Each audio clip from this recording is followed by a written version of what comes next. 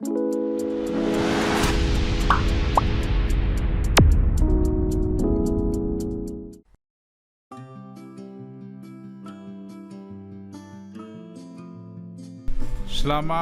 pagi, selamat berjumpa kembali anak-anak dengan mata pelajaran Bahasa Indonesia. Pada hari ini kita akan belajar tentang surat lamaran pekerjaan yang beberapa hari yang lalu sudah mencoba kita pelajari bersama. Namun demikian, ada beberapa hal yang perlu Bapak sampaikan agar kalian lebih jelas, terkhusus kalian sudah kelas 12. Mata pelajaran Bahasa Indonesia menuntut kalian untuk bisa di semester 1 ini membuat surat lamaran pekerjaan yang baik. Seperti apa? Marilah kita sama-sama untuk melihat, memahami, dan mengerti, akhirnya bisa membuat surat lamaran pekerjaan itu. Jadi yang pertama yang harus kalian perhatikan untuk membuat surat lamaran kerja yang ditulis tangan dan disertai dengan kurikulum vitae atau riwayat pendidikan.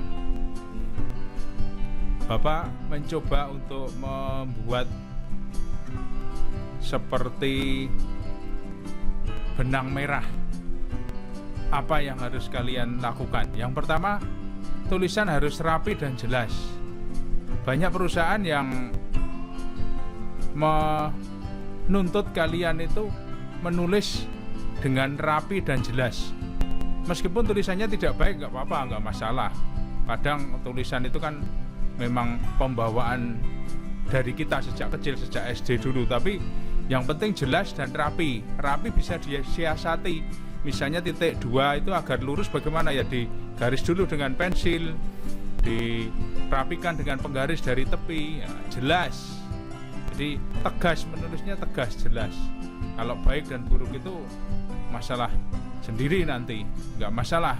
Yang penting jelas, tidak baik, tidak apa-apa, tapi jelas dan rapi. Yang kedua, menggunakan huruf Latin dan sambung. Jadi hurufnya huruf sambung, jangan huruf cetak. Kalau tulis tangan itu memang harus huruf sambung atau huruf Latin istilahnya. Yang ketiga, menggunakan bahasa yang baik dan benar. Bisa dalam bahasa Indonesia atau bahasa Inggris, tergantung perusahaan yang menghendaki tempat kamu akan bekerja atau kamu melamar. Yang keempat, memperhatikan format dan bentuk surat yang dikehendaki. Seperti apa formatnya. Kemudian yang kelima, hindari penggunaan penghapus atau tipek. Ini mutlak. Kalau kalian membuat surat lamaran pekerjaan yang ditulis tangan itu jangan sampai menggunakan tipek atau penghapus. Itu akan mengurangi mengurangi kredibilitas kita. Bahwa kita belum fokus, belum konsentrasi penuh. Jadi lebih rapi, lebih bersih, tanpa tipek, tanpa coretan. Diusahakan seandainya ada kesalahan sedikit ya, bagaimana caranya tanpa penghapus. Yang keenam, atur spasi atau margin, jarak yang sesuai dengan aturan yang disampaikan oleh perusahaan itu. Mungkin sudah ada fontnya berapa, ukurannya berapa, apa jenis hurufnya dan sebagainya. Kalau itu diketik, tapi kalau tulis tangan ya tetap seperti tadi, huruf Latin dan sambung. Kemudian ditulis dengan kepercayaan diri. Ini nanti saya betulkan, kepercayaan diri yang penuh. Dipercaya diri, pede, yakin. Berikutnya, yang ketiga, langkah-langkah jika kalian membuat surat lamaran pekerjaan.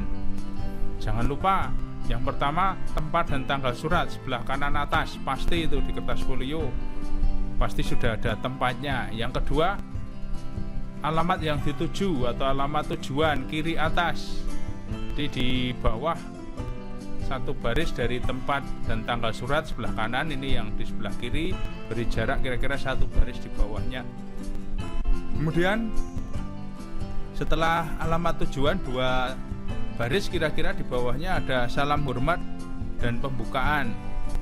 Yang terhormat, siapa yang dituju, pimpinan atau kepala lembaga perusahaan atau instansi mana, lalu biodata pribadi.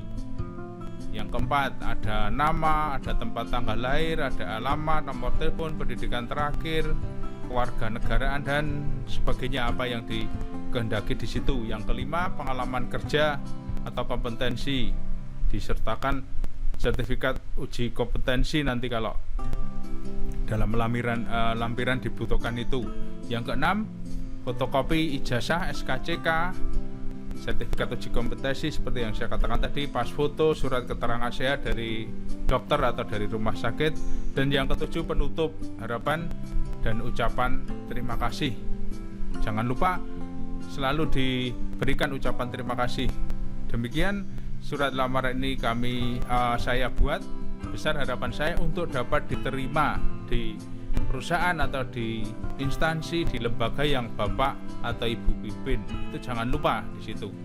Kemudian terakhir, bawah kanan tanda tangan kamu, siapa yang membuat. Lanjut.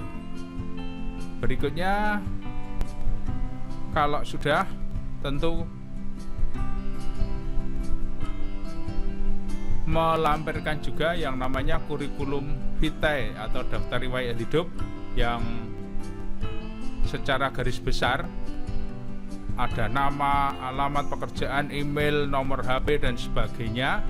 Dan tambahnya ini yang harus kamu mengerti, tambahan riwayat pendidikanmu dari SD, SMP, SMA, lalu kalau kalian ya SMK, berarti dianggap saja kalian sudah lulus SMK.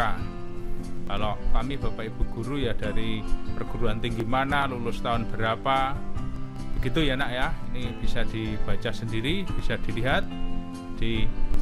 Itu saja yang Bapak sampaikan, semoga bermanfaat. Dan saya yakin suatu saat, tidak sampai 1 tahun, pasti sudah ada yang akan menggunakan ini, akan membuat surat lamaran pekerjaan, baik yang ditulis tangan maupun diketik, baik yang tanpa kurikulum vitae atau dengan kurikulum vitae.